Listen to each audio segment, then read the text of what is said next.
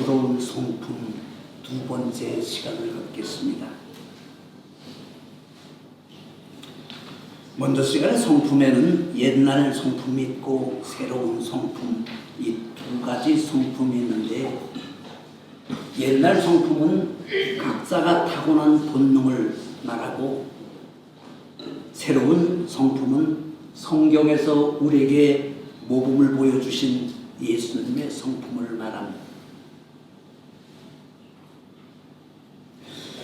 옛날 성품은 사람이 하나님을 떠나 마귀를 따라갔을 때 죄가 들어왔고, 그 죄가 절제 없이 남을 비판하면서 자기는 자기만 올바르다고 그렇게 믿고 살아온 버릇이 본성이 되어버렸기 때문인 것입니다. 이런 악한 성품의 형성은 어려서부터 지금까지 받은 교육과 경험과 온갖 환경적 영향 때문에 우리의 마음이 뒤틀리고 오인 신부가 변형된 성품을 만들어냈다, 그렇게 말할 수가 있을 것입니다. 우리는 예수 믿기 전에는 이런 옛 성품에 대해서 정말 우리가 아무런 생각 없이 살았지만, 예수를 믿고 나서 이런 본성을 개선하고 고치고 수리하고 보수하고 모든 유혹의 욕심을 따라 썩어져가는 구습을 쫓는 옛사람을 벗어버리고 하나님을 따라 의와 진리와 거룩함으로 지음받은 새로운 사람을 우리가 입어야 되는 것입니다. 우리 기독교의 신앙생활은 어떻게 해야 잘하느냐, 이런 질문을 받는다면 나쁜 습관과 버릇을 가진 나 자신을 예수님의 성품으로 바꾸어 새로운 사람, 너그러운 사람으로 만들기 위해서 우리가 신앙생활을 한다, 그렇게 말해야 될 것입니다. 그래서 교회를 다니는 이유는 각자 자기 옛 성품을 아주 비판하면서 하나님 앞에 내려놓고 예수 그리스도의 성품, 사랑과 인애와 용서를 담고 이것을 배워야 하는 것입니다. 잠언서 19장 6절에 보면 선물을 주기를 좋아하는 사람은 친구가 많고 너그러운 사람에게는 은혜를 구하는 사람이 많다, 이런 말을 했습니다. 이 성경에서 너그럽다는 말을 관용이라는 말로 대신 자주 쓰고 있습니다.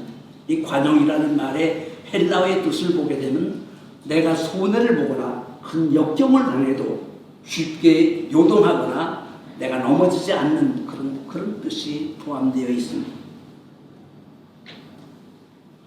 관용이라는 말은 남의 잘못을 너그럽게 용서하면서 어떤 경우도 성질 부리지 않고 생색내지 않고 남을 비판하지도 않고 그렇다고 낙심하거나 또 서두르지 않고 만나는 사람마다 그들을 어루만져 희망과 용기를 주면서 자기는 인내와 용서로 절제, 이 모든 것으로 정말로 많은 사람들에게 희망과 용기를 주는 사람이 성경에서는 너그럽다, 그렇게 평가하고 있는 것입니다. 그럼 우리는 어떻게 해야 너그러운 성품을 바꿀 수가 있을까? 여기에 대해서 오늘 세 가지로 은혜를 나누도록 하겠습니다. 첫 번째, 너그러운 성품은 집착을 버려야 한다는 것입니다. 이 집착이라는 말은 어떤 일에나 마음이 쏠려서 다른 일을 전환하지 못하는 고집을 말합니다. 집착은 자기 자신의 유익만 생각하는 고집불통, 이것을 우리는 이기주의자라 그렇게 말합니다. 어떤 분은 출세에 너무 집착하는 분이 있고, 어떤 분은 돈에 지나치게 집착을 하는 분이 있고, 어떤 분은 명예에, 어떤 분은 자기 자식의 공부에 대해서 아주 너무 집착을 하는 분들이 계십니다. 이 의처증과 의부증도 따지고 보면 집착에서 나오는 정신적인 질병이다, 그렇게 말하고 있습니다. 이 아브라함은요, 아비 본토 친척을 떠나라는 하나님 말씀에 순종해서 조상 대대로 살아오던 정든 고향집을 떠났습니다. 그가 처음에는 어디로 가야 할 바를 알지 못했다고 했습니다. 그런데 무조건 하나님 말씀에 순종해서 길을 떠난 사람이었습니다. 생각해보면은 아브라함은 얼마든지 고향에서 아버지의 유산을 받아서 고생하지 않고 풍족하고 행복한 삶을 살 수가 있었던 사람이었습니다. 그런데 이 아브라함은 자기 고향에 미련을 둔 것도 아니고 아버지 유산에도 집착하지 않았다는 것입니다. 그냥 하나님 말씀을 믿고 의지하면서 그는 하나님 말씀 따라 고향을 틈지고 떠난 사람이었습니다. 그러니까 유산 상속의 욕심을 부린 것이 아니라 모든 것을 포기하고 그런 것에 집착하지 않고 하나님 말씀 따라 갔다는 것입니다. 또 지금 아브라함의 처지를 볼 때 아브라함은 조카 롯이 아주 절실하게 필요한 사람이었습니다. 왜냐하면 평생 동안 자식이 없는 사람이었고 지금 나이가 많이 늙었기 때문에 조카 롯이 자기를 돌보지 않으면 생활이 굉장히 어려운 사람이었습니다. 그러나 아브라함은 조카에 대한 집착도 버렸습니다. 우리가 교회에서 신앙생활하는 이유는요, 이 집착을 버리는 훈련을 하는 것이죠. 이런 걸 버려야 된다는 것입니다. 예수 믿고 나서 가장 어려운 일은 모든 일에 집착을 버리고 자유함을 얻는 것입니다. 이 집착을 버리라는 말은요, 이해는 되고 말은 쉬운데 실제로 이 집착을 버리기가 굉장히 쉽지 않다는 것입니다. 왜냐하면 사람은 원래 오기와 집착에 강한 동물이라는 본능이기 때문에 이것을 참 버리고 고치기가 어려운 것입니다. 요한복음 8장 32절에 우리가 잘 아는 말씀이 있습니다. 진리를 알지니 진리가 너를 자유롭게 한다고 그랬어요. 이 말은 세상의 모든 집착을 버리고 정말로 하나님 말씀대로 살게 되면 그 안에 자유가 있고 그 안에는 행복이 있다는 것을 말하고 있을 것입니다. 아브라함은 세상의 모든 집착을 버리고 하나님 중심적인 하나님께만 집착하는 정말 믿음의 사람이었다는 것을 우리가 성경을 통해서 다시 한번 깨달을 수가 있는 것입니다. 그렇기 때문에 하나님 말씀 한마디에 고향에 대한 미련을 버렸고 재산에 대한 집착을 버렸고 애지중지 길러온 조카 롯도 순수하게 떠나 보낸 사람이었습니다. 그 이후에 아브라함이 백사가 되어서 이삭이라는 아들을 하나 낳습니다. 그 아들이 한참 재밌게 뛰어놀 때 하나님은 그 아들을 모리아산에 가서 번제로 드리라고 했을 때 아브라함은 하나님 앞 왜 그래 이러냐고 묻지도 않고 그 아들을 그냥 모리아산에 가서 번제로 드렸던 사람이었습니다.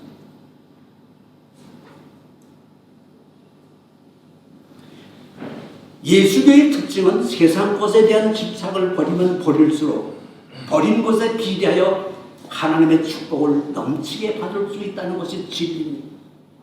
정말 우리가 버리기 아까운 것을 버렸을 때 하나님은 거기에 대한 보상을 반드시 주신다는 것입니다. 진정한 관용은 너그러운 집착을 버리는 데 있습니다. 포기할 것을 포기하고 버릴 것은 과감하게 버리는 이런 결단이 우리 모든 성도들을 자유롭게 만들어준다는 것입니다. 예수 믿는 성도들이 끊임없이 도전해야 할 숙제가 하나 있는데 그 숙제는 참된 그리스도인으로서 정말로 우리가 어렵고 힘들었을 때 정말로 내가 결정을 할 수가 없는 그런 단계에 있었을 때 십자가를 바라보는 것입니다.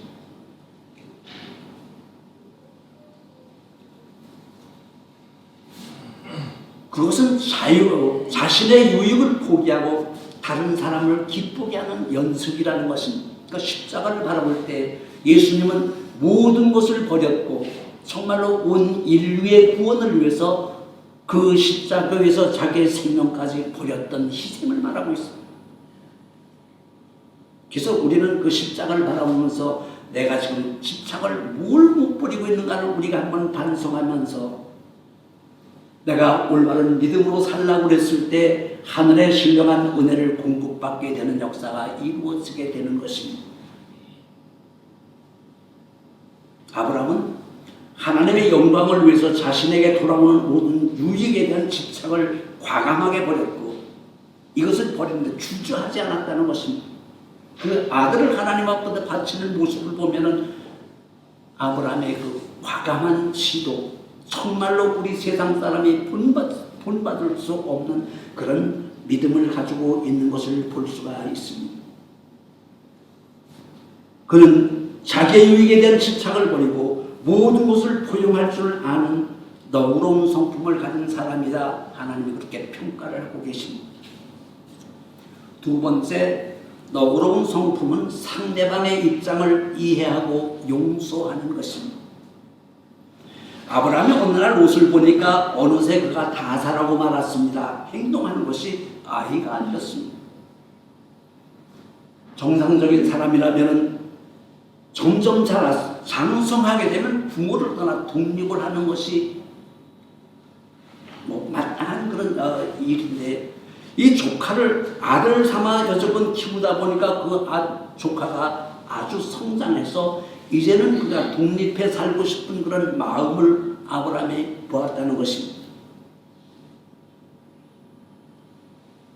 롯도 사실 가난한 것이 아니라 지금 부자가 되었어요. 충분히 독립해서 살만한큼 경제적으로 여유가 있는 사람이었습니다. 아브라함은 그런 롯의 마음을 이해해 주었습니다. 그래, 네가 그만큼 성장하고 이제는 컸으면 너도 독립해서 살아야지. 그래서 자기의 모든 이익을 버리고 롯의 조카를 지금 다른 곳으로 갈 수 있게끔 결단을 내렸습니다. 이 바포 목사가 쓴 참으로 소중하게 조금씩 놓아주기라는 책이 있는데 그 책 가장 마지막 부분에 이런 말이 있었습니다.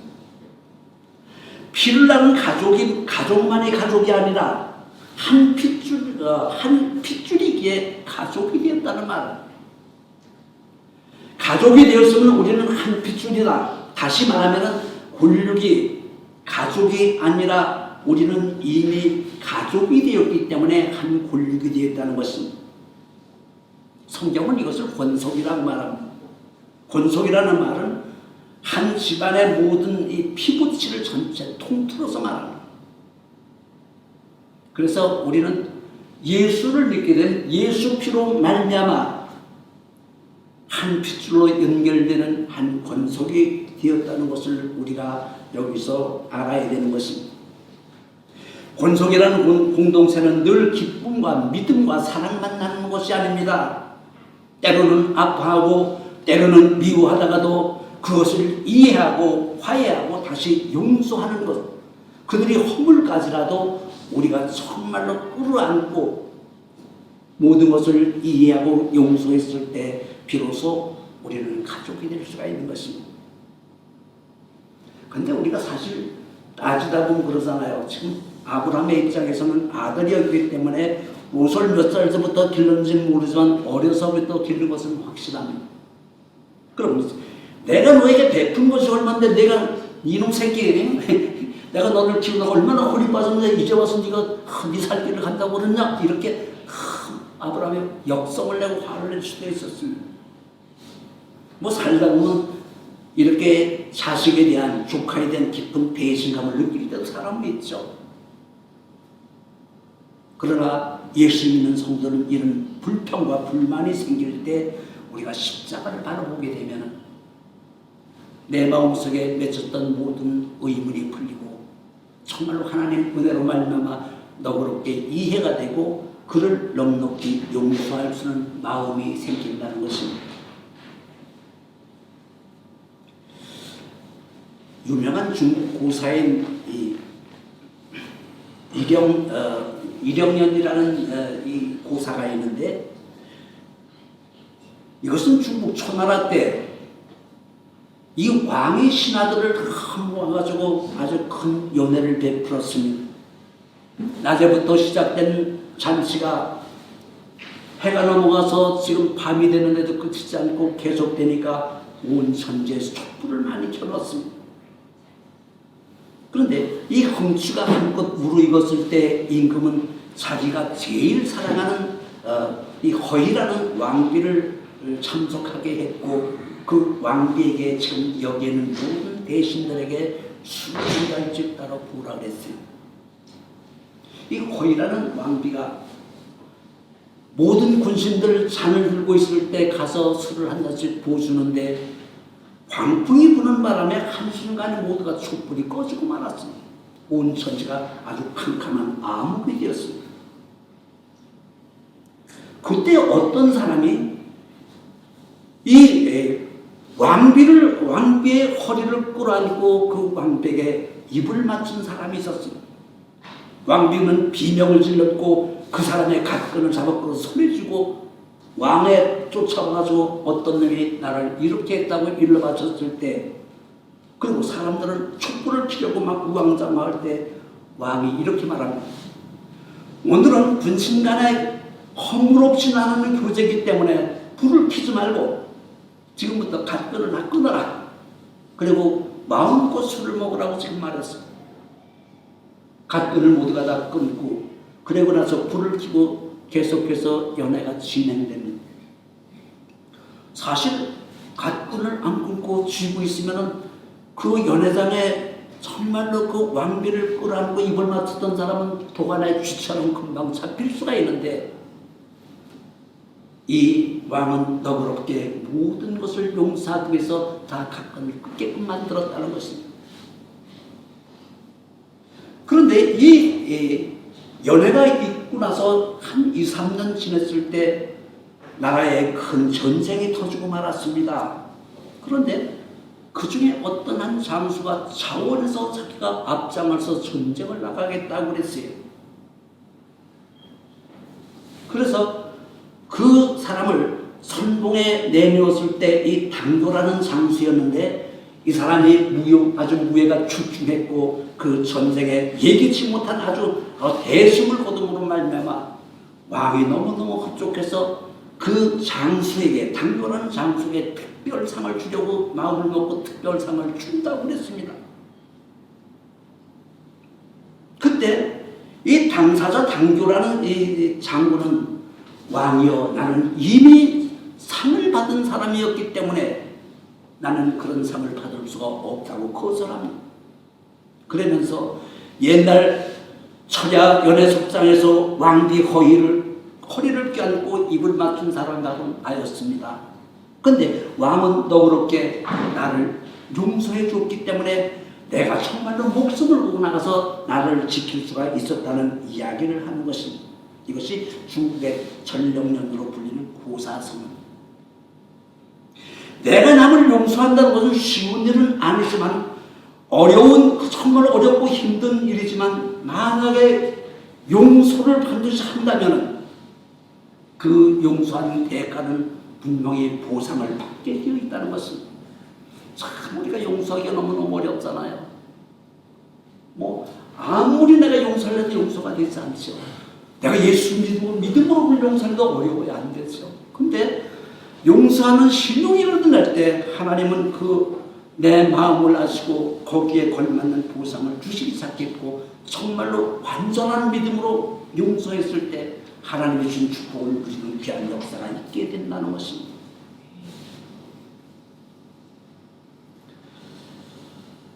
내가 남을 용서한다는 건 정말로 어려운 일이지만은, 내가 믿음으로 나의 마음을 넓히고 너그러운 마음을 갖고 용서했을 때 하나님은 반드시 거기에 큰 보상을 주시는 것입니다. 그래서 너그러운 사람의 한 번의 용서는요, 수만 배의 보상을 받을 수 있는 길이 열리게 되어 있다고 말합니다. 우리가 잘 아는 갈라디아서 1장 7절에 보면 사람이 무엇으로 심든지 심는 대로 거둔다고 그랬어요. 정말로 너그럽게 모든 것을 이해하고 양해하면서 용서했을 때, 그런 것을 심었을 때 우리는 거기에 걸맞는 열매를 얻을 수가 있게 되는 것입니다. 그렇기 때문에 예수 믿는 사람들은 어떤 경우를 만난다 할지라도 상대방을 섭섭하게 할 것이 아니고 정말로 너그럽게 이해해주고 용서해주는 것이 우리가 복받는 지름길이라는 것을 깨달아야 되는 것입니다. 아브라함은 롯의 속셈을 알고 그를 아주 이해해준 사람이었습니다. 우리도 인생을 살면서 늘 용서하고 남을 비판하지 않고 덕을 세우는 사람으로 산다면 반드시 우리의 삶에 너그러운 용서와 이해가 축복으로 되어 돌아온다는 사실을 기억해야 될 것입니다. 아브라함이요, 그렇게 너그럽게 산 이 아브라함에게 하나님은 어떤 축복을 주셨습니까? 물론 아브라함이 수많은 축복을 받았는데, 그리고 우리가 항상 알기는 아브라함의 아들 하나뿐이 없다 그러잖아요. 이삭 하나뿐이 없다 그러는데 창세기 25장 1절부터 보게 되면요, 아브라함이 어떻게 됩니까? 후처를 얻죠. 그도 프라고는 후처를 얻었는데 그 후처에게서 아들 6명을 더 낳습니다. 그래서 이삭에게 많은 재물을 줬고 서자 6명에도 엄청난 재물을 줘서 그들이 동방으로 헤어져서 한 민족을 이루고 살아가는 큰 역사가 있었고, 아브라함은 175세에 하나님 앞으로 가는 축복을 받은 사람이었습니다. 이 모든 것이 그의 너그러움의 결과였다는 것입니다. 세 번째, 너그러움은 상대방을 축복하는 넉넉한 마음이 있어야 된다는 것입니다. 8절에 보면 아브라함이 롯에게 이르되 우리는 한 골육이라 너나 내 목자나 내 목자나 서로 다투게 하지 말자. 이 말은 아브라함과 롯이 재산 문제로 분쟁의 소지가 일어나고 있었을 때 결코 이것을 다투고 싸워서는 안 된다는 선언인 것입니다. 하나님이 아브라함을 부르실 때 맨 처음 주신 축복이 뭘까요?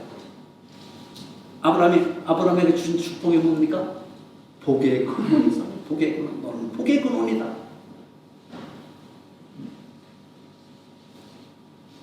아브라함은 처음 부름을 받을 때 자신이 다른 사람의 축복을 해줄 수 있는 그런 사람으로 세움을 받았다는 것입니다. 축복의 사람은 누구와 다투어서는 안 된다는 것입니다. 예수 믿는 사람은 남을 비판하는 사람이 아니라 남을 축복하는 사람이 되어야 되는 것입니다. 왜냐하면 다른 사람을 축복해야 내가 하나님의 준 축복을 받을 수가 있기 때문인 것입니다. 참 성경을 읽다 보면요, 내가 다른 사람에게 축복을 빈 만큼 하나님은 거기에 대해서 30배, 60배의 축복을 나에게 도로 주신다는 것을 알 수가 있습니다. 이 기도도요, 중보기도가 다른 사람의 축복을 위해서 기도하는 거잖아요. 우리는 대부분 나와 내 자손과 주변에 가까이 가까운 사람만 이야기를 하는데 실제로 기도를 제대로 하는 사람은요, 다른 사람의 모든 길을 가서 하나님 다 듣고 계시잖아요. 그런데 지 기도는 별로 못해요. 그래도 하나님은 다른 사람의 기도를 열심히 한 것 중에서 내 중심 마음을 보시고 하나님은 거기에 대한 걸맞는 축복을 우리에게 주신다는 것입니다. 제가 지금까지 살아온 것은요, 반증은 다른 사람은 모든 성도의 기도잖아요. 뭐 내 기도 해봐야 맨날 그러니까 거의가 지금 기도가 빠졌죠. 장로님부터 안수사님, 권사님들 정말 기도하잖아요.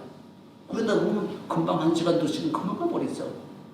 근데 그러고 나면 마음속에 막 기쁨이 있어요. 그 기쁨이 뭐냐면요, 다른 사람이 잘 됐을 때 그보다 나를 더 잘 되게 하는 하나님을 나는 경험했기 때문인 것입니다. 정말로 하나님 그런 하나님이세요.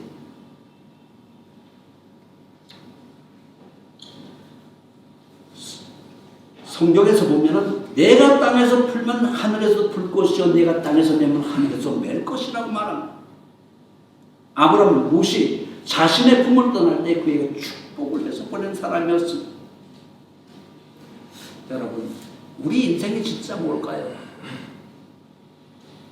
성경은 나그네라고 말합니다.